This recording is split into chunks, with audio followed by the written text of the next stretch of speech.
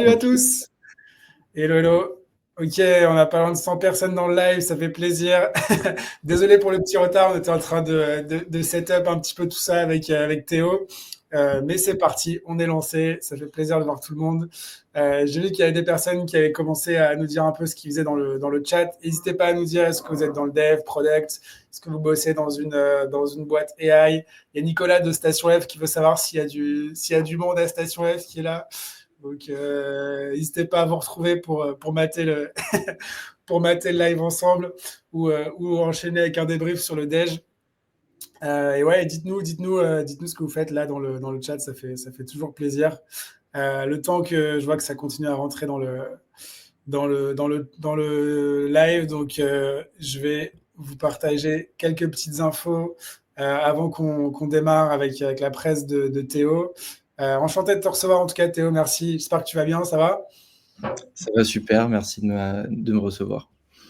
Trop cool. Bah écoute, je pense que le partage d'aujourd'hui va intéresser beaucoup de monde.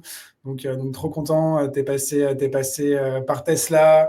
Ensuite, t'as fait quelques process dans les big tech. T'as atterri dans une grosse startup du Y Combinator, très early stage sur de l'IA. Donc voilà, en tant que founding engineer, t'as taffé sur des sujets de reinforcement learning assez intéressants. Donc vraiment hâte de voir un peu ton parcours et surtout tes conseils pour la communauté sur bah, justement comment développer un peu ses skills en GenAI, comment grandir en termes de carrière sur des startups IA, comment devenir founding engineer ou se développer sur ce métier-là.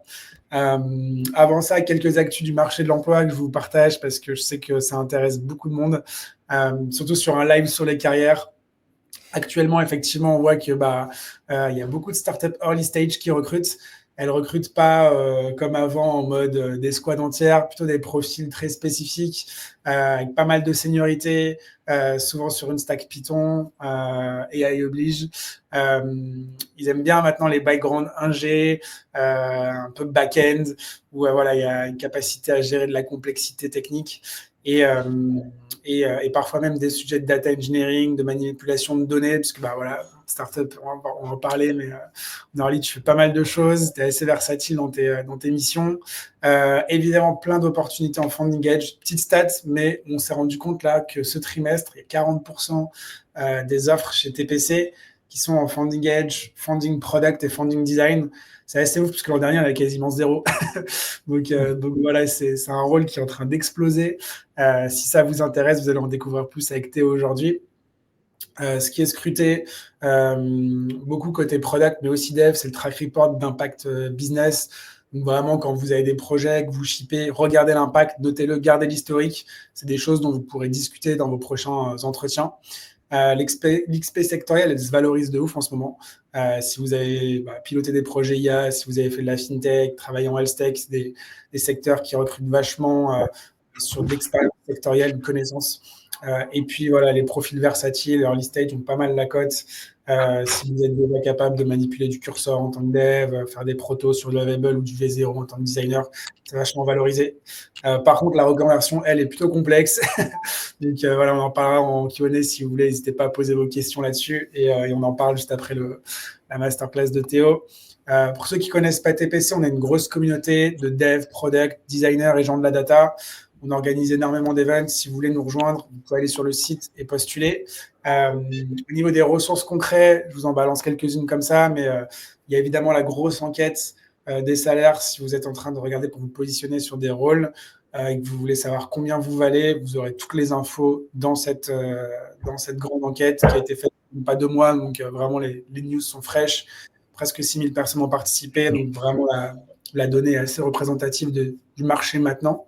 Et puis, sur ceux qui sont vraiment actifs sur leur recherche, je vous remets le lien d'un post où il y a énormément de liens qu'on a créés avec des ressources de tests techniques corrigés. Vous pouvez récupérer du coup la correction, voir comment les entreprises testent sur différentes stacks et aussi d'autres entretiens techniques en vidéo. D'ailleurs, on en a annoncé un qui va être avec Alan dans quelques jours. Là, si vous allez sur la page Meetup de TPC, vous pouvez vous inscrire pour voir un live comment Alan teste les software engineers sur de la partie plutôt back-end Python. Ça va être assez cool. Donc voilà, flasher les QR codes, je les laisse encore quelques secondes et puis sinon on va enchaîner.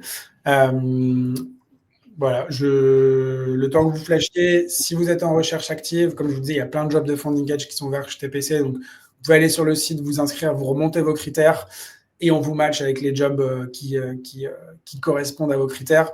Vous pouvez aussi recruter si, si vous êtes du côté recruteur et que vous cherchez des funding edge un peu solides, on vous aide aussi là-dessus. Voilà, voilà. Tout est sur le site. Je vais essayer de mettre les liens aussi dans le chat pendant ta presse, Théo. Je vois qu'on est plus de 100 déjà dans le live, donc ça fait trop plaisir. On va pouvoir enchaîner. T'es chaud, Théo? Let's go! Allez, c'est parti. Bah écoute, je coupe mon mic, je te mets ta presse et on se retrouve pour le Q&A. Balancez toutes vos questions aussi pour la presse de Théo sur le chat et puis on en discute juste après. Ouais, et tant que j'y pense, c'est un super vrai tout ce qu'il a dit Mathias. C'est vraiment, enfin, founding engineer déjà, c'est un super boulot. Vraiment, c'est l'éclate. Et effectivement, ça recrute énormément. Genre, vraiment des propositions tous les jours sur LinkedIn. Suffit d'arriver à développer son profil de la bonne façon. Et après, une fois qu'on a les quelques critères qu'il faut, ça devient assez facile. Mais c'est du travail d'arriver à ce niveau-là. Donc, moi, aujourd'hui, je vais vous parler d'abord mon parcours pour entrer en Big Tech. Ça peut intéresser certains d'entre vous. Je pense pas que je sois l'exemple type, mais c'est un des parcours possibles. Et ensuite, pourquoi et comment j'ai préféré travailler dans les startups. Et je vais d'abord commencer par une histoire un peu plus personnelle, parce que je pense que c'est assez important et j'ai parlé avec pas mal de gens. Et un des trucs principaux qui manque aux gens, c'est pas les compétences, c'est vraiment la confiance en soi, ce qui est assez bizarre, mais il y a énormément de gens beaucoup plus compétents que moi même qui travaillent pas dans des postes qui les éclatent, qui les amusent, juste parce qu'ils ont jamais pris les steps. Donc peut-être je vais raconter comment moi ça m'est arrivé, comment j'ai pris ces steps en premier. Donc septembre 2022, j'étais encore ingénieur à l'ENSERM, enfin j'étais étudiant à l'ENSERM Admeca et j'ai décidé un peu de changer. Enfin, je me sentais pas bien dans ma vie. Je doutais de mes capacités, j'étais un peu solitaire, pas très discipliné et pas très heureux. Donc j'ai décidé d'aller en échange à TU Berlin. Et pour faire court, TU Berlin, c'est une école d'ingénieurs en Allemagne où on avait juste 3-4 heures de cours par semaine. Par contre, c'était très difficile et fallait travailler énormément tout seul. Et donc c'est con, mais ça m'a appris quelque chose de fondamental, enfin 2 choses fondamentales, c'est la discipline et comment j'apprends. C'est quelque chose de très important en tant que founding engineer et en particulier en IA, c'est de pouvoir apprendre très rapidement et savoir comment notre façon d'apprendre, comment apprendre rapidement, et cetera. Donc qu'est-ce que j'ai appris? Qu'est-ce que j'ai fait? Enfin, la discipline, ça peut se développer dans n'importe quoi. Moi, je l'ai fait dans le sport. Je me suis dit, je vais aller 6 fois par semaine à la salle. Et je postais sur Instagram à chaque fois que j'allais à la salle pour que j'ai une pression sociale qui me dise, OK, sinon les gens vont penser que j'y suis pas allé. Et donc ça m'a énormément donné confiance en moi pour tout le reste. En fait, j'ai réussi du coup à faire des choses que j'ai pas envie de faire pour tout le reste de ma vie.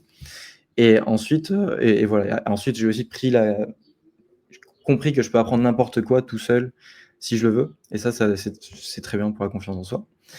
Ensuite, je suis allé en Corée du Sud. Donc, là, je sortais d'Allemagne, donc j'étais discipliné, mais j'étais toujours pas très heureux et toujours pas très confiant. Donc, je suis allé à KAIST, donc c'est une école, une des meilleures écoles d'ingénieurs en Corée du Sud. Et ça m'a appris quelque chose aussi de très, très fondamental. Déjà, les gens qui viennent de super écoles, etc., ils sont pas forcément, ils ont pas un truc en plus. Moi, je venais d'une école pas super, à l'ENSERM. Ils ont pas fondamentalement quelque chose qui est différent. C'est juste que très souvent, ils sont juste mieux éduqués, mieux formés, et ils réfléchissent un peu mieux, mais c'est rattrapable. Je pense qu'on a tous ce mythe du génie, et cetera, et je pense que c'est assez faux de ce que j'ai remarqué. Donc, j'étais entouré des meilleurs élèves coréens et des meilleurs élèves internationaux. Et juste ça, en fait, ça m'a lift up automatiquement. Et donc, c'est quelque chose que je recommande très fortement, très, très, très fortement. Ayez un entourage qui ressemble à ce que vous voulez devenir, par n'importe quel moyen possible. Trouver des clubs, j'en sais rien, voilà. Et ensuite, voilà, j'ai aussi appris à être plus confiant en moi, à construire. Enfin, là, par exemple, on construisait un drone. En une semaine, on a construit un drone qui, from scratch, avec de la reconnaissance de pose, etc. Enfin, on pouvait le contrôler avec les mains, en gros. Et faire des choses comme ça te donne énormément confiance en toi. Et aussi, en France, on perd un peu. En France, on a un peu l'aspect de créativité qui, dans mon école en tout cas, était pas très valorisé. On voulait qu'on fasse les choses sans vraiment essayer de faire quelque chose de nouveau, quoi. Et du coup, j'avais un peu perdu cette joie de construire parce que justement, on me disait tout juste fais comme ça et pas quelque chose de créatif. Et je me suis rendu compte que moi, ce qui me fait kiffer, c'est être créatif, faire quelque chose de. Enfin, là, par exemple, avec ce drone, on pouvait lui faire des backflips et tout, et on avait des points en plus, tu vois. Donc, voilà, être dans un endroit qui donne place à la créativité, qui le récompense, c'est très important. Et juste, faut s'amuser quand on build des choses. Donc, je suis sorti de ces 6 mois ensuite d'échanges en Corée. J'étais discipliné, heureux. Bon, du coup, mon corps était en forme vu que je faisais du sport tout le temps. Bon, un petit burn-out du coup, mais parce qu'il fallait travailler beaucoup. Mais après, j'ai fait différentes choses. On pourrait en parler pour me sentir mieux. Mais en gros, là, j'étais dans un bien meilleur état pour pouvoir, une fois qu'on a toutes ces choses, c'est beaucoup plus facile d'arriver et de dire, OK, maintenant, je vais faire ce que j'ai envie de faire. Donc, on arrive en septembre 2023. Je me suis dit, OK, mon objectif, c'est de faire mon PFE chez Tesla. J'ai fait en sorte que ce soit la seule chose à laquelle je pense tous les jours. En gros, il y a plusieurs façons. Enfin, il faut ratisser large quand on apply pour des PFE ou des choses comme ça. Mais moi, ce qui a marché, c'était vraiment quelques postes que j'avais énormément envie de faire et je me concentrais sur ceux-là. Ça marche peut-être pas pour tout le monde, mais c'est ce qui a marché pour moi. Donc, je pensais tous les jours à comment est-ce que je peux rentrer chez Tesla. Et par exemple, chez Tesla, chose un peu particulière, et je pense dans toutes les boîtes, chaque boîte, les gens qui sont dans une boîte, ils sont formatés à penser d'une certaine façon. Il y a une culture et ça fait des années qu'ils sont là-dedans, ils pensent d'une certaine façon. Et ils vont essayer de reconnaître chez vous cette façon de penser. Chez Tesla, c'est ce first principles thinking, en gros, penser des choses fondamentales et de résoudre les problèmes de cette façon. Et donc pendant des mois, me suis entraîné à faire ça, à essayer enfin ça c'était pour l'interview après, plus tard. Et donc ça m'a énormément aidé. Moi j'ai été embauché comme PM, donc Product Manager en premier, ce qui n'était pas le job que je voulais faire forcément. J'ai été embauché comme PM parce que je suis technique, mais je sais communiquer assez bien. Et parce que j'avais créé une startup pendant mes études. Et ça aussi, je vous recommande. Enfin, ça dépend des jobs que vous voulez, mais faire des choses qui vous démarquent un peu comme ça. Il n'y a pas tant de gens que ça qui créent des startups pendant leurs études. Et c'est pas si difficile que ça. Moi, par exemple, ça a été valorisé comme un stage pendant mon école d'ingé. Donc, j'ai pu faire ça. Enfin, c'était mon stage, quoi. J'étais embauché dans ma propre boîte. Et je pense que je suis le seul qui ait fait ça. Enfin, un des seuls qui ait fait ça dans mon école, et ça m'a beaucoup aidé sur mon CV plus tard. Et ensuite, voilà, j'ai eu beaucoup de chance. Enfin, il faut le dire, énormément de chance que j'ai juste apply sur le site et ils m'ont accepté. Ils ont des milliers d'interviews et il faut le savoir. Mais voilà. Donc c'était à peu près tout. L'interview, ça s'est bien passé. J'étais passionné par Tesla. Enfin, j'adorais toutes leurs voitures. Je connaissais tout par cœur. Donc bien sûr, ça c'est un plus. Et ensuite, il faut être sympa, je pense.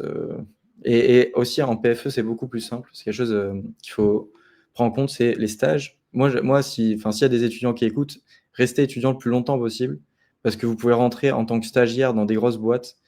Et ça, c'est beaucoup plus simple de rentrer. Souvent, il n'y a même pas de test technique pour vous dire parce qu'ils partent du principe qu'ils peuvent tout vous apprendre. Et du coup, une fois que vous êtes rentré, là, vous pouvez faire vos preuves et rester. C'est très rare, enfin, c'est assez rare que les stagiaires, ils les acceptent pas. Enfin, ça dépend des boîtes, mais ils restent très souvent. Donc, si rentrer en big tech avec un stage, c'est une des meilleures façons. Donc voilà. Mais je réitère, faut de la chance, mais il faut forcer la chance.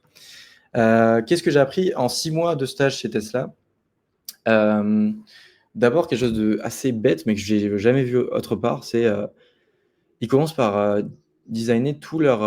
Enfin, quand ils réfléchissent, quand ils résolvent un problème, ils écrivent tout en pseudocode. enfin, ça dépend des services, et cetera, mais dans mon service, avant de faire l'implémentation, et cetera, ils ont un pseudocode assez high level et souvent, c'est une quinzaine de lignes, mais qui va déjà permettre de highlight les problèmes potentiels et d'en discuter avant d'être en plein milieu d'une implémentation, et cetera. Et ça aide aussi, même pour les coding interviews plus tard. Commencer en pseudocode, super, super, super habitude. Ensuite, ils ont une façon de faire les bon, ça, c'est un peu hors sujet, mais c'est très intéressant quand même. Ils font tout est efficace, chez Tesla, donc c'est-à-dire, tous les meetings, les gens viennent préparés, au un minimum. On vient pas là pour blablater. En France, on fait ça beaucoup. On va venir et on va discuter pendant 1 heure et demie, personne ne sait trop ce qu'ils veulent dire et on va réfléchir à haute voix, quoi. Je pense vraiment que c'est une mauvaise habitude, et je pense que ça fait beaucoup de mal à la productivité des boîtes. Donc il faut les meetings devraient être 15 minutes la plupart en 15 minutes, on peut dire énormément de choses si on est préparé. 30 minutes max, ou alors 1 heure pour des choses très, très fondamentales. Mais voilà. Ensuite, chez Tesla, il y a très souvent des équipes de 3-4 personnes qui outperformaient des équipes de 100 personnes dans notre boîte. Et tout simplement parce que les petites équipes de gens compétents, c'est vraiment, vraiment, vraiment incroyable.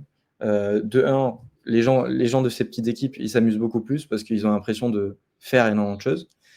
Et de 2, il y a beaucoup moins de communication, de management, et cetera. Tesla, ils ont très peu de managers. C'est que des gens techniques. Enfin, ils ont des managers, mais la majorité, c'est des gens techniques. Aussi, chez Tesla, j'ai appris que travailler 16 heures ou 17 heures par jour, c'est bien, mais ça dépend des rôles.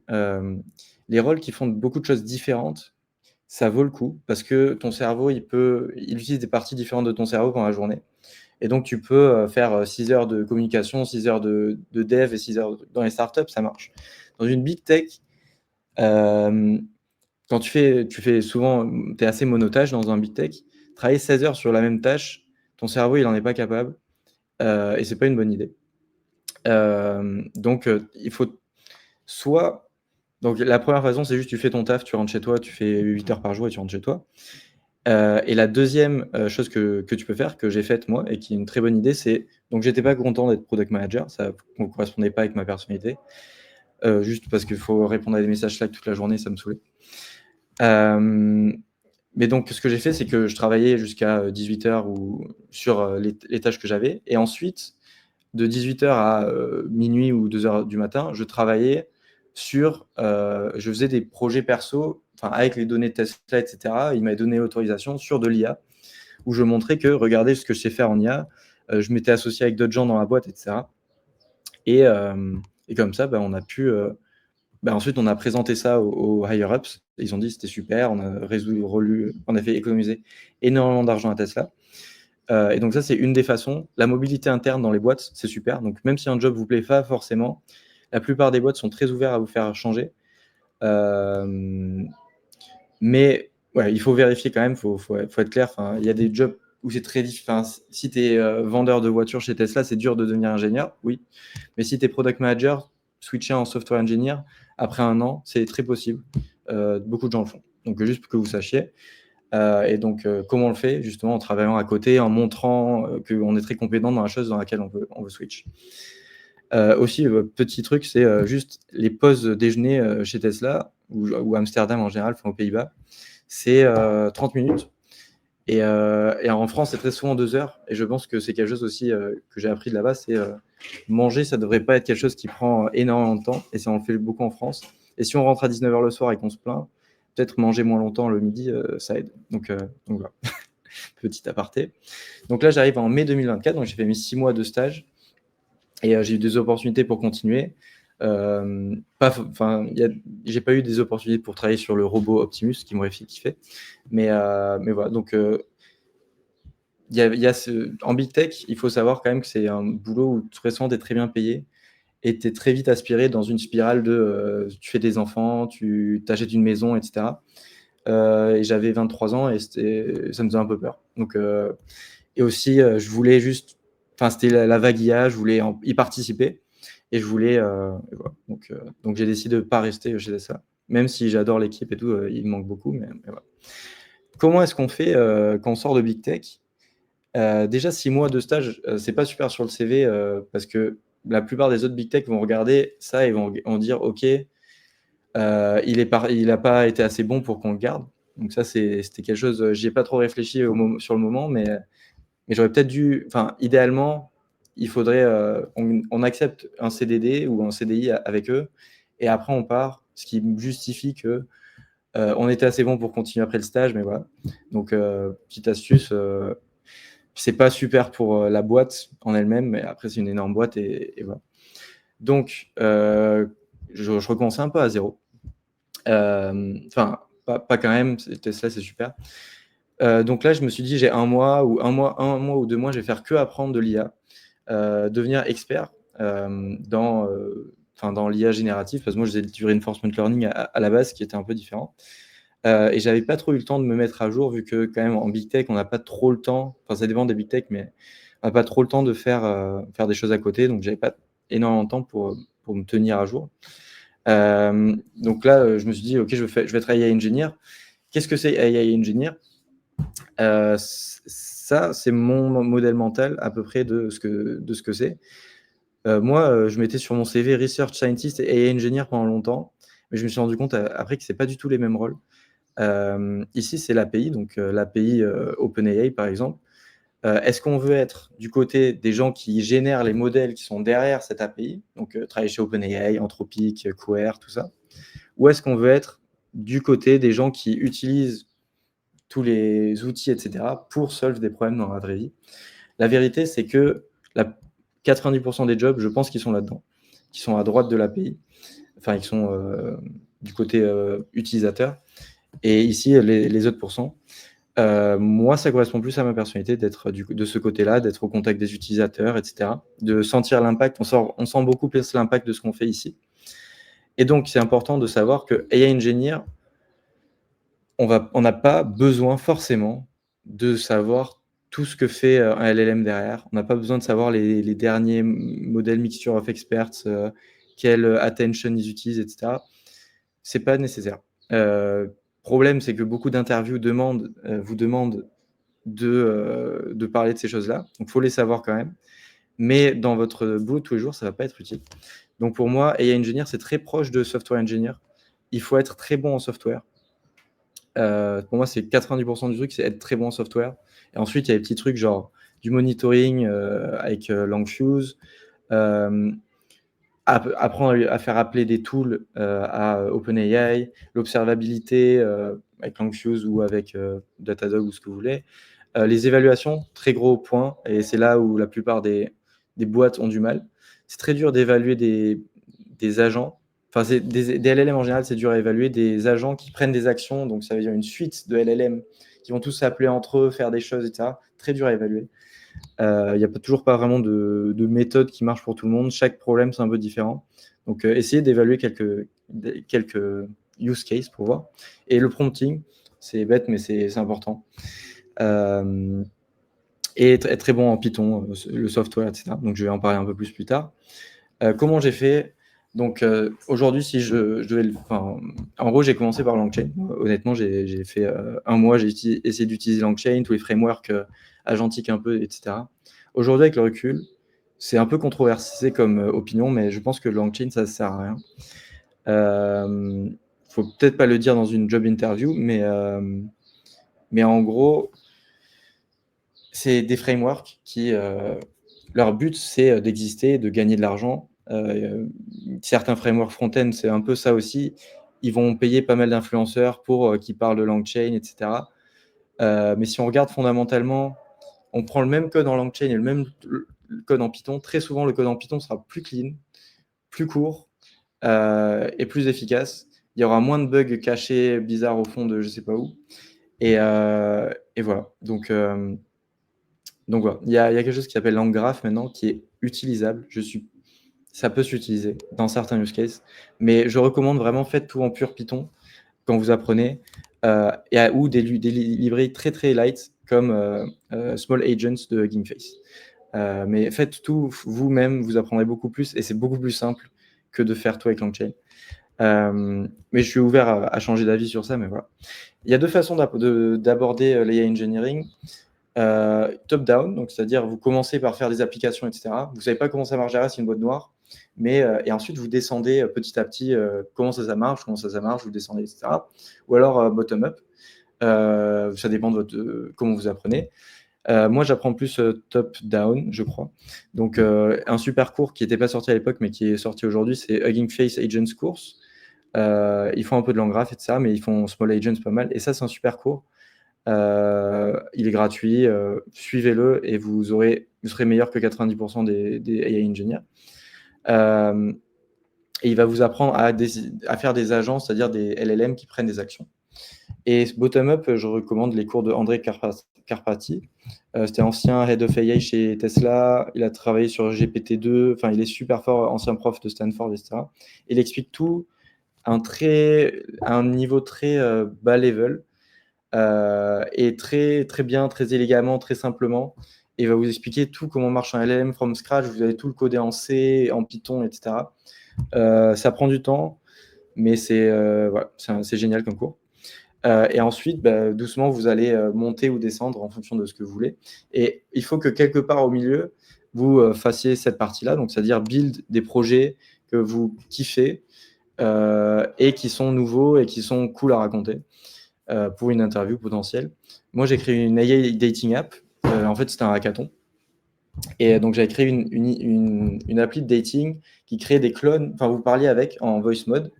Enfin, vous discutiez avec elle. Elle apprenait à vous cloner. Et ensuite, vous aviez votre clone qui discutait avec tous les clones des autres personnes, qui faisait des discussions imaginaires comme ça. Et ensuite, vous jugiez la qualité des conversations et vous disiez, OK, ces deux personnes sont très compatibles. Ensuite, tu pouvais swiper les personnes et tu voyais les conversations que vos clones avaient eues, ce qui faisait un super icebreaker. Et donc ça, c'était très fun. Voilà, c'est le genre de projets qui sont pas si durs. Si vous voulez, je peux vous montrer comment j'ai fait après. Et qui valent le coup d'être faits. Et voilà, enfin, j'avais même eu des investisseurs qui m'avaient appelé, qui étaient intéressés de ça. Après, je me suis rendu compte que c'est un autre sujet, mais le go-to-market, donc c'est-à-dire comment vendre une application, c'est très difficile, surtout en dating. Donc voilà, c'était cool de faire la partie tech, mais voilà, à vendre, c'est moins facile. Secret hack, si vous voulez rentrer dans des startups, faites des hackathons. J'en ai fait 6 maintenant, 6 ou 7. Avant de rentrer à Topo, j'en avais fait 2. Ça, c'est mon tout premier hackathon, c'était à Station F. C'est trop cool. Il y a de la bouffe illimitée. Bon, c'est très important pour moi, mais vous avez 48 heures, autant de bouffe que vous voulez. Bon, vous dormez un peu par terre, etc., mais c'est pas grave. Bonne ambiance. Vous pouvez y aller juste en mode chill si vous voulez, surtout la première fois. Y allez pas en mode je vais tout retourner. Allez-y tranquille. La première fois, et rendez-vous juste compte de regarder les autres gens qui ont déjà fait des hackathons et à quel point ils peuvent être rapides sur l'itération des idées. Un skill très important en tant qu'engineer et en particulier founding engineer, c'est pouvoir créer des MVP très rapidement. C'est-à-dire, tu as une idée, en 3 heures, il faut que tu aies sorti, faut que tu aies un premier truc qui marche. Tu utilises tout ce que tu veux, cursor, lovable, tout ce que tu veux. Mais il faut savoir déployer un truc sur un truc très simple, render, utiliser une database très simple, Neon, Supabase, tout ce que vous voulez, et faire un prototype très, très rapide. Et Hackathon, ça va vous montrer comment faire ça. Et en plus, ça va vraiment, enfin, c'est juste trop fun. Vous rencontrez plein de gens trop stylés. Très souvent, tu vas à un hackathon, tu as des boîtes qui viennent et qui te disent est-ce que tu veux travailler avec nous et tout. Donc voilà, je recommande les hackathons. Les hackathons Entrepreneur First, par exemple, ils en ont fait beaucoup. Donc suivez Entrepreneur First ou des choses comme ça. Et voilà. Donc, ouais, donc, en premier, ça vous dit que vous êtes nul. Donc là, j'écris les 3 steps of becoming a hacker. D'abord, vous voyez que vous n'êtes pas bon et que ça vous prend, vous n'arrivez même pas à build un truc en 48 heures, ça marche même pas. Ensuite, vous apprenez à très rapidement construire des choses. Et la dernière étape, c'est vous vous rendez compte que vous pouvez faire le meilleur produit du monde. Si vous ne savez pas le vendre, ça ne sert à rien. Et que l'idée principale, quand même, c'est de bien présenter son idée, de faire une belle démo. Ce qui, en tant qu'ingénieur, c'est dur à écouter, enfin à entendre, mais c'est la vérité. Il faut savoir faire les deux, faire un super produit et savoir le vendre. Et voilà. Ensuite, donc j'ai été, donc peut-être prochaine slide. Donc j'ai été embauché à Topo, très rapidement, 1 semaine, le process c'était, 1er appel, vibe check, 2e appel, truc à faire chez moi, enfin un Jupyter Notebook, un truc à faire des évals. Encore une fois, les évals, c'est super important, donc moi, ils m'ont fait faire des évals. Donc les évals, il y a des livres là-dessus et tout, Lily, je me rappelle plus du nom, mais il y a un livre super là-dessus. Et ensuite, donc voilà, et direct dès le premier jour, ils m'ont pris à San Francisco. Enfin, ils sont à Paris, mais on est allés à San Francisco pendant 1 mois. Tous, on a vécu ensemble dans une hacker house, enfin dans une maison tous ensemble, et on codait toute la journée de 8h à 2h du mat. Avec le beau soleil de San Francisco, on prenait des Waymo, enfin c'était super. Et tout frais payé par Topo. C'est une boîte YC. YC, c'est, pour ceux qui connaissent pas, c'est un incubateur, c'est le meilleur incubateur du monde. Et ils donnent des conseils très particuliers. Ils ont une philosophie de startup qui est très particulière, ça met toutes les startups dans le même moule, mais qui marche. Ils sont très successful, donc voilà. Si je devais résumer, c'est faire des MVP très scrappy. Donc en 1 semaine, faire quelque chose qui marche et voir si les clients le veulent en premier. Donc ça, c'est un skill très important pour entrer dans une boîte YC. Et ensuite, itérer très vite, même si les choses se cassent, et il faut itérer. Donc c'est ça la philosophie YC, je dirais. Ensuite, comment c'était la vie chez Topo? C'était super. Donc surtout, c'était hyper excitant. En permanence, il y a des nouvelles choses. Ça bougeait très vite. On disait cette semaine on fait ça, cette semaine on fait ça, cette semaine on fait ça. Donc vraiment très vite, on a des nouveaux projets, etc. Donc ça c'est super dans les boîtes d'ingé. L'équipe était super. On devient très proche de ses collègues dans une startup. Ça, il faut être prêt. Les startups en général préfèrent le présentiel. C'est quand même beaucoup plus fun de faire en présentiel tout ce qui est startup. Sinon, on manque un peu la vibe, parce que c'est cool de voir aussi juste son CEO dans la boîte d'à côté, enfin juste à côté, quoi, en train de vendre le produit. Donc, tu as tout le temps les oreilles qui traînent un peu et tu entends tous les différents jobs qu'ils font. Il y a un qui pitch aux investisseurs, un qui est en train de parler avec des avocats, etc. Et ça t'apprend énormément de choses. Si on aime faire beaucoup de choses différentes, apprendre beaucoup de choses, c'est génial. Et voilà. Et ensuite, je peux parler de founding engineer. Donc, qu'est-ce que ça veut dire? En gros, faut être généraliste, faut pouvoir apprendre n'importe quoi très rapidement. Et faut être à l'aise avec faire des choses qu'on n'a pas envie de faire, ou des choses différentes de ce pour quoi on a été embauché. Donc, moi, j'ai été embauché pour l'IA, et pour être honnête, les 4 premiers mois, j'ai pas fait d'IA quasiment, parce qu'en gros, on peut pas ajouter d'IA à un produit qui est pas encore parfait. Enfin, en gros, il faut un certain socle sur un produit avant qu'une IA puisse commencer à l'utiliser et faire des choses à sa place. J'ai pas parlé de ce que fait Topo d'ailleurs. Topo fait des AI SDR, donc c'est des commerciaux IA. Donc ça veut dire, vous avez une boîte, vous êtes une boîte, et ici à Topo, cette boîte veut vendre à plein d'autres boîtes son produit. Donc imaginez, je sais pas, Tesla qui veut vendre des robots Optimus à d'autres boîtes. Et ben Topo va prendre votre adresse email, votre LinkedIn, etc., et va envoyer des emails aux bonnes personnes au bon moment pour vendre ce robot, et va envoyer à Boston Dynamics, enfin bon, à BMW, hey, j'ai vu que vous construisez des voitures, est-ce que vous voudriez avoir ce robot? Donc c'est ça l'idée fondamentale. C'est un énorme business, un des marchés les plus gros du monde. Donc il y a plein de boîtes de AI SDR et tout, elles marchent très bien. Donc voilà, c'est ça que fait Topo. Et donc voilà, donc pour être founding engineer, il faut être généraliste, faire plein de choses, et aussi savoir communiquer très clairement ce qu'on fait, surtout parce que un point important qu'il faut prendre en compte quand on choisit une startup, c'est qu'il y a 2 types de startups d'après moi. Il y a les startups plus tech, qui sont vraiment tous les founders sont des techs, ou la plupart des founders sont des techs. C'est très product-led growth, ça s'appelle. Donc ça veut dire c'est le produit qui est super et qui fait que les gens l'utilisent, etc. Ça, c'est une boîte où, en tant que tech, tu es un peu un roi, tu fais ce que tu veux, tu vois? Après, il y a les boîtes plus business ou sales-led growth. Donc les startups, en France, il y a beaucoup des business-led growth, donc il faut faire gaffe parce que beaucoup de gens sortent d'HEC, etc. Et HEC, on forme vraiment les gens à faire des startups, donc ils commencent direct et c'est super, c'est super founder. Mais très souvent, il leur manque un peu l'ADN tech. Et donc, on peut se retrouver il faut faire attention à la boîte à quoi elle ressemble, parce que dans une boîte business-led growth, vous êtes plus, votre produit est un peu secondaire. Il faut qu'il se vende d'abord, et ensuite le produit, vous rajoutez des choses, etc., pour que ça marche. Donc juste faites attention à ça. En tant que tech, je crois que c'est plus kiffant les tech-led growth. Même si business-led growth, c'est super, vous apprenez plein de choses sur le business, etc.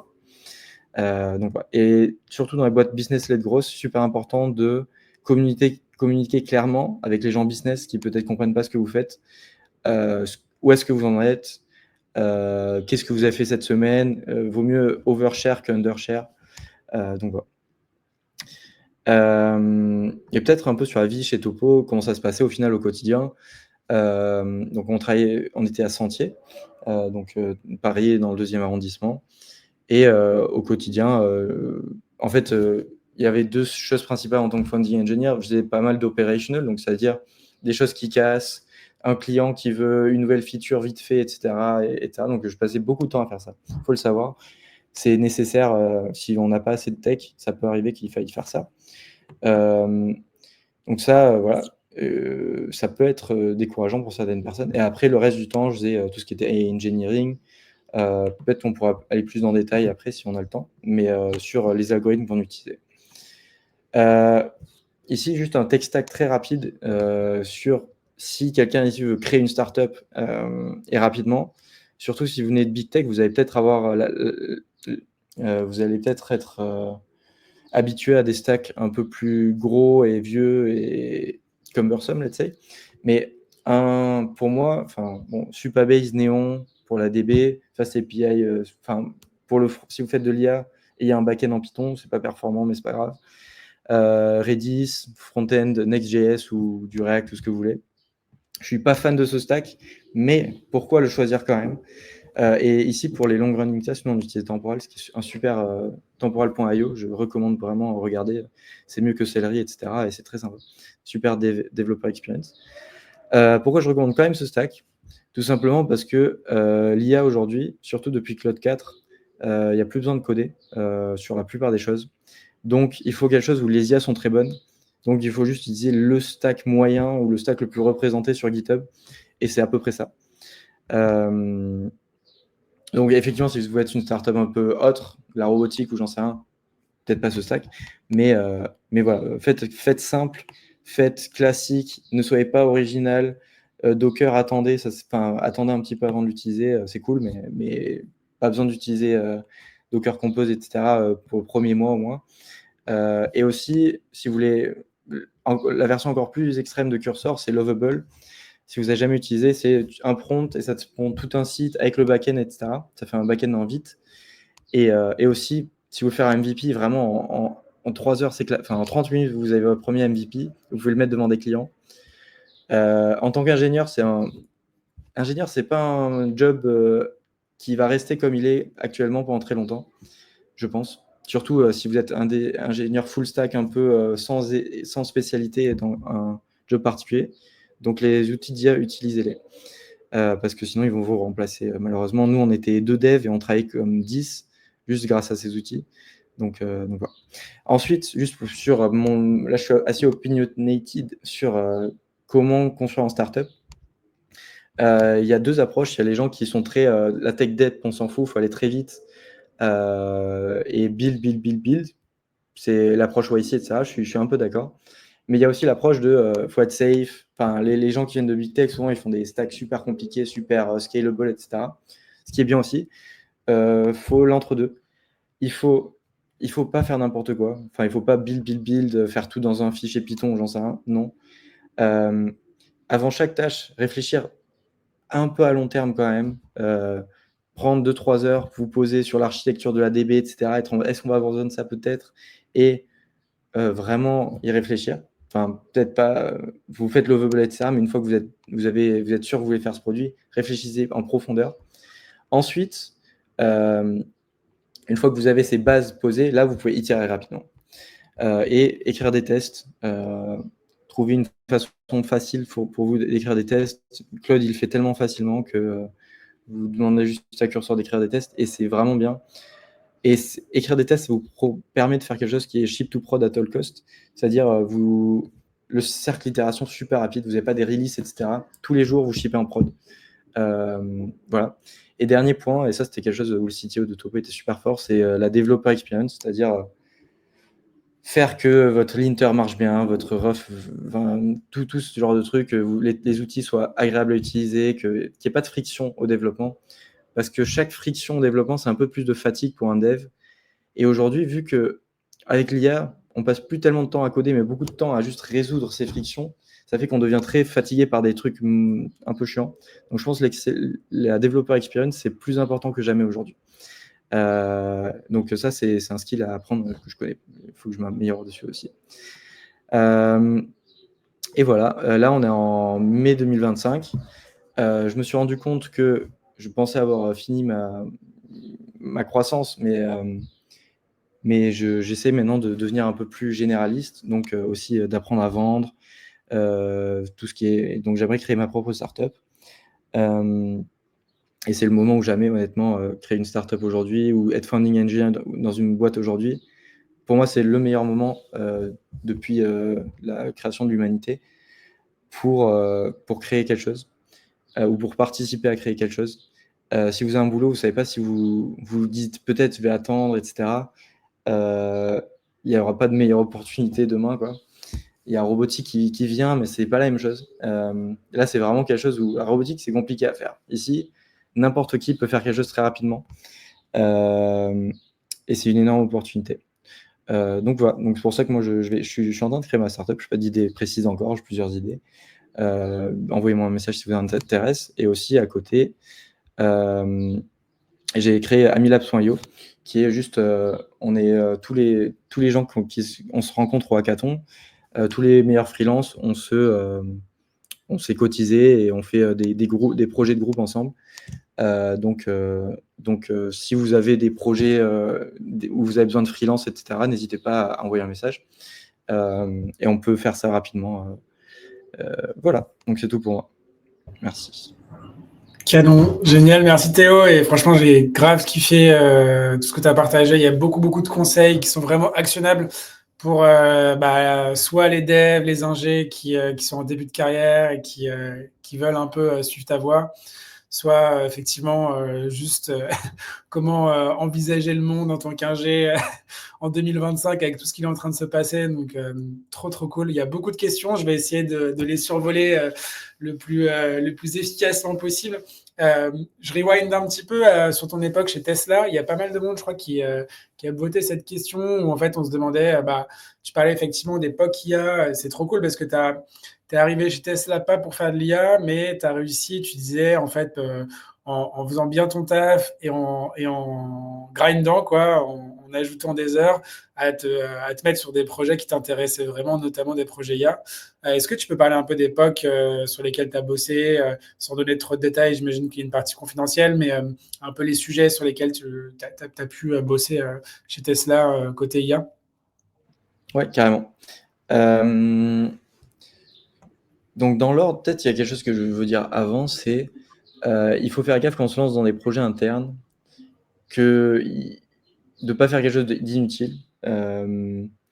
Et surtout, par exemple, nous chez Tesla, on a une contrainte, c'est qu'à l'époque, les GPU étaient très très chers. Donc, la plupart des boîtes n'aiment pas trop faire des appels d'API.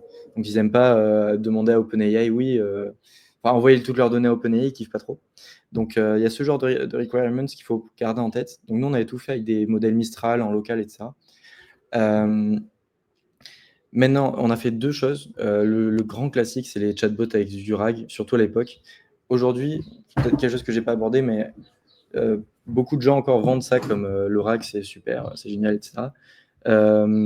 Si vous regardez comment les meilleures boîtes, pour moi, Cursor, c'est un énorme exemple de très bonne boîte, tout ce que fait Anthropic aussi.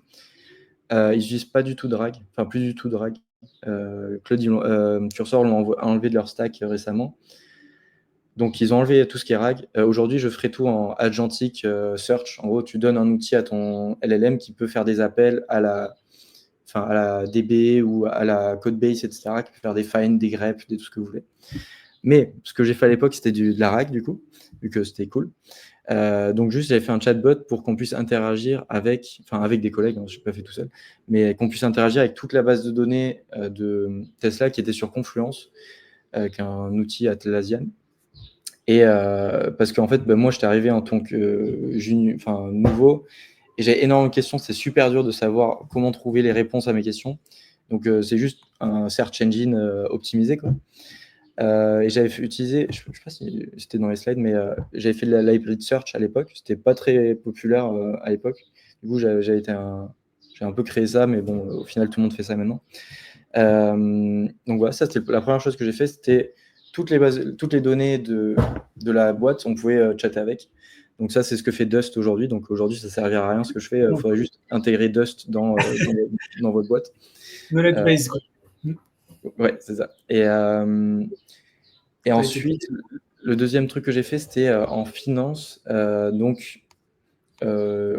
fait, il faut discuter avec beaucoup de gens. Déjà, c'est un truc important pour trouver des problèmes. Discuter avec des gens un peu partout dans la boîte. Dites aux gens que vous faites de l'IA. Soyez en mode, hey, je fais de l'IA. Et les gens vont venir naturellement en mode, ah, j'ai ce problème, est-ce qu'on pourrait faire de l'IA, etc. Et voilà. Donc, c'est ça que j'ai fait. Et donc, il y a des gens qui sont venus vers moi avec un problème qui était que quand on paye pour une voiture, normalement, quand on fait un virement IBAN, il faut mettre dans la description le numéro d'identification de votre commande. Il y a 30 ou 40% des gens qui oublient de faire ça. Et du coup, ça fait qu'ils donnent un don gratuit à Tesla, quoi. Et on ne sait pas pourquoi ils nous envoient de l'argent. Et donc ça, il y a tout un tas et quotidiennement, il y a une dizaine de personnes chez Tesla qui essaient de retrouver pourquoi les gens essaient de payer, quelle voiture, ils regardent votre adresse email, votre numéro de téléphone, votre IP et tout, ils essaient de voir, ok, est-ce que cette voiture c'était celle-là, on ne sait pas. Et ouais, ça se prêtait super bien parce qu'il y avait un énorme dataset et de trucs qui avaient été faits par des humains et c'est un énorme pain. Et donc ça, j'ai résolu ça à la fin et j'étais super content. Donc voilà. Et ça aussi avec une sorte d'hybrid search. Et ça permettait de réconcilier les paiements et les voitures pour lesquelles ça avait payé. Donc, voilà. Canon. Donc, ce que je note quand même, c'est que tu avais déjà un peu cette démarche très entrepreneuriale. Tu mettais beaucoup de product sense dans ton approche. Tu essayais d'identifier des vrais problèmes. Tu réfléchissais aussi au contexte. Tu parlais du fait que, typiquement, il y avait des limitations dans une grande organisation sur l'accès à l'information, sur le fait que, ils n'avaient pas envie d'envoyer leurs données à OpenAI. Donc, si tu proposais une solution où il fallait tout balancer à un tiers, tu allais te prendre un no-go sur ton idée de projet. Donc, bien prendre en compte toutes les contraintes de tes stakeholders autour de toi. Et du coup, finalement, la dimension production et engineering de ton métier, de ton rôle finalement sur ces projets ad hoc, elle représentait qu'une portion. Et il y avait toute la dimension réflexion, compréhension des problèmes, compréhension des contextes et des enjeux des stakeholders. Et en fait, si tu coupes tes ouïes de ça et que tu te concentres uniquement sur je veux shipper des trucs, en fait, tu vas pas apporter de valeur, quoi. Tu vas viser à côté de la plaque, quoi. Et ça, c'est quand même souvent un truc qu'on voit. Si déjà au niveau en stage, tu as déjà cette approche-là, c'est extrêmement cool, quoi, de le développer et de le pratiquer. Je vais juste peut-être ajouter un truc. Juste, il faut l'approche product, il la faut. Par contre, tout ce qui est voir est-ce qu'on peut envoyer les données à OpenAI, etc. Il vaut mieux demander pardon que demander la permission, je trouve. Et c'est aussi Elon Musk qui dit ça tout le temps, donc chez Tesla, donc c'est ce que j'ai fait un peu. Il vaut mieux que vous ayez quelque chose qui marche, même si après vous le modifiez pour le rendre compliant, plutôt que de demander la permission, parce que c'est quasiment sûr que les gens vont vous dire non. Mais par contre, oui, il faut que ce soit utile, ça c'est sûr. Ouais. Yes. Je rebondis sur une question de Jason. Qu'est-ce que tu penses, toi, des formations bootcamp pour entrer notamment dans la data science, l'IA, celle du wagon, il demande en particulier. Est-ce qu'il vaut mieux être autodidacte? Est-ce que ça suffit de faire un bootcamp? Moi, j'ai un avis assez tranché là-dessus, j'avoue, mais je vais te laisser répondre d'abord. Ben, honnêtement, j'ai jamais fait de bootcamp, donc je pourrais pas te dire. Voilà, je sais pas. Donc, je pense qu'on peut tout faire en autodidacte si on a une formation. Je pense qu'il y a des choses qui vous apprennent en école d'ingénieur qu'on oublie parfois d'apprendre en autodidacte. Donc, il faut être rigoureux et apprendre des choses un peu. Ça dépend de votre formation initiale. Si vous avez jamais rien fait, c'est bien d'avoir quelque chose de très structuré qui vous apprend des choses que vous n'aurez pas appris vous-même, ou vous aurez peut-être sauté les étapes. Mais j'ai pas d'avis, je connais pas trop les bootcamps. Voilà. Ouais, moi je trouve que ça rejoint un petit peu. À un moment, tu disais, tu vois, tu as des profils commerce qui montent des startups et ils n'ont pas du tout la même approche que les profils ingénieurs. Et d'ailleurs, le ratio aux US est beaucoup en faveur des ingénieurs sur les billion de dollars companies, alors qu'en France, on a un ratio beaucoup plus orienté business et on a des boîtes qui concrètement grossissent moins. Et c'est notamment lié effectivement au socle analytique, au socle théorique que tu apprends en école d'ingénieur. Et du coup, je pense que c'est un mirage, sincèrement, je vais le dire sans essayer de bullshiter, de penser effectivement que sans ce socle-là, avec 3 mois de bootcamp en data science, vous devenez data scientist. Sincèrement, ne croyez pas si on vous dit ça. Il faut développer un socle analytique. Après, ça ne veut pas dire qu'il faut vous retaper 5 ans d'école d'ingé si vous avez 40 ans. Il y a peut-être des manières en autodidacte, mais apprenez les fondamentaux avant effectivement de vous lancer dans des très gros projets ou voilà, de vous dire c'est bon, j'ai fait une reconversion parce que j'ai fait 3 mois de pratique dans un bootcamp. C'est un peu plus complexe que ça. Peut-être qu'on pourra faire des contenus un peu plus orientés là-dessus d'ailleurs à l'occasion. Euh, ok, trop cool. Alors attends, j'essaie de rattraper un petit peu toutes les questions. Il y a pas mal de réactions sur la partie vibe coding. Des gens qui disaient effectivement, bah, merci de dire sincèrement que le rôle du dev va énormément bouger. Il y a non, Pierre pardon, qui demande comment trouver des hackathons. Et je dirais même aussi comment savoir quels sont les bons hackathons auxquels participer, parce qu'il y a quand même aussi des hackathons bullshit et il y a des hackathons ultra quali. Est-ce que tu as une manière, toi, de un peu faire le tri, voir ceux qui arrivent et de savoir auxquels tu veux participer? Très bonne question. Trouver les hackathons, c'est plus une question faut suivre les bonnes pages sur LinkedIn, etc. Moi, je les trouve tous sur LinkedIn. Je sais qu'il y a des sites qui permettent de recenser tous les hackathons, mais j'ai jamais trop utilisé. Comment trouver un bon hackathon, comment voir qu'un hackathon est bon? Il y a 2 choses pour moi, c'est c'est bête, mais les sponsors, s'il y a Ginkface qui sponsor un truc, c'est sûr que ce sera bon.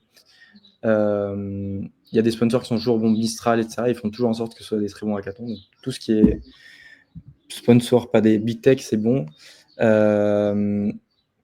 Et après, les hackathons qui sont trop courts, 12 heures, etc., ça peut être bien. Mais pour un premier hackathon, je ne ferais pas un hackathon de 12 heures, par exemple. Donc, les hackathons qui sont longs, c'est plus difficile. Il faut peut-être poser un jour off, etc. Mais ça vaut plus le coup, d'après moi.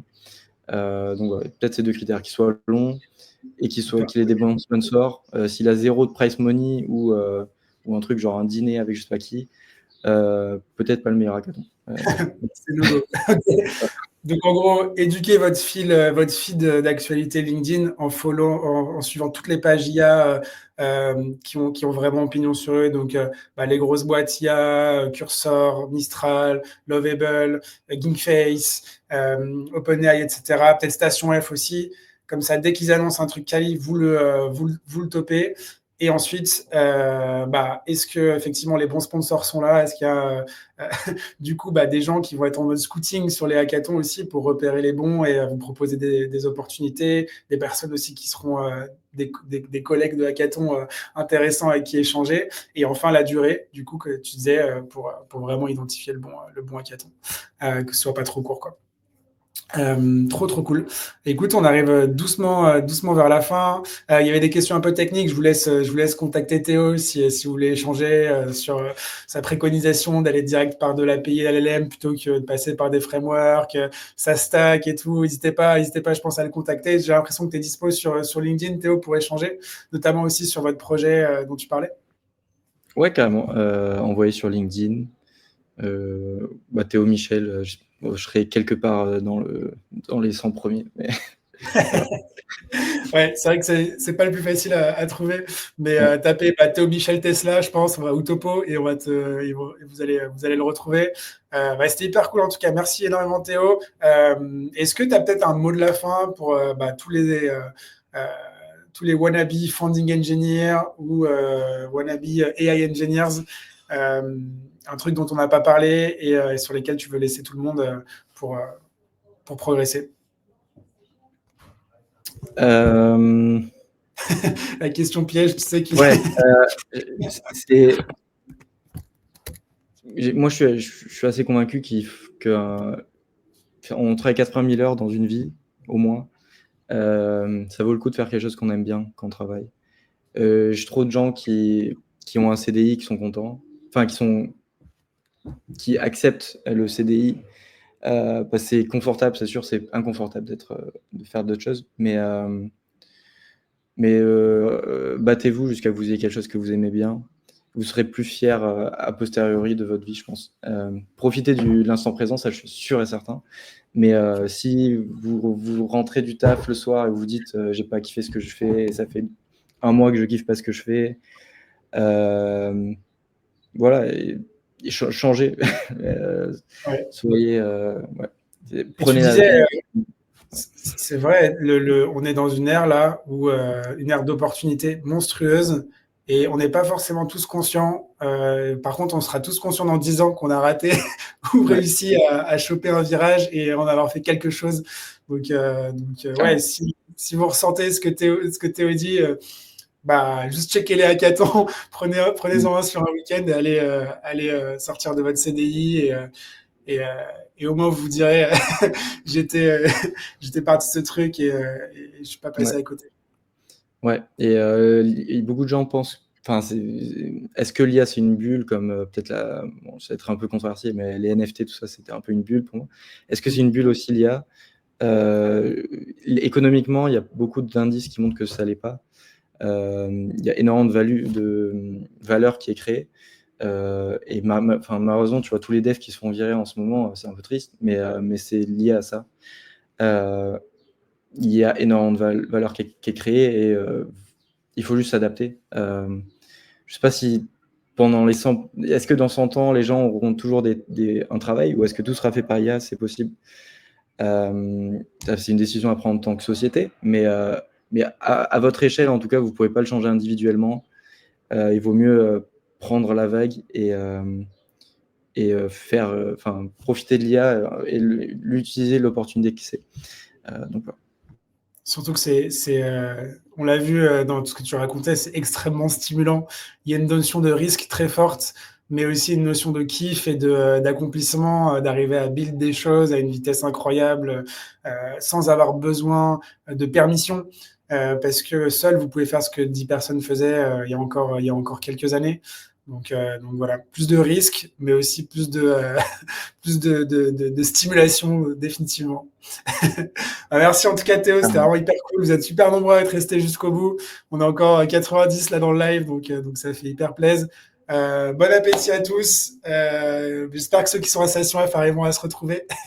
Et puis à très bientôt. Merci beaucoup. Au revoir. Ciao Théo, merci. Avec qui je vais terminer.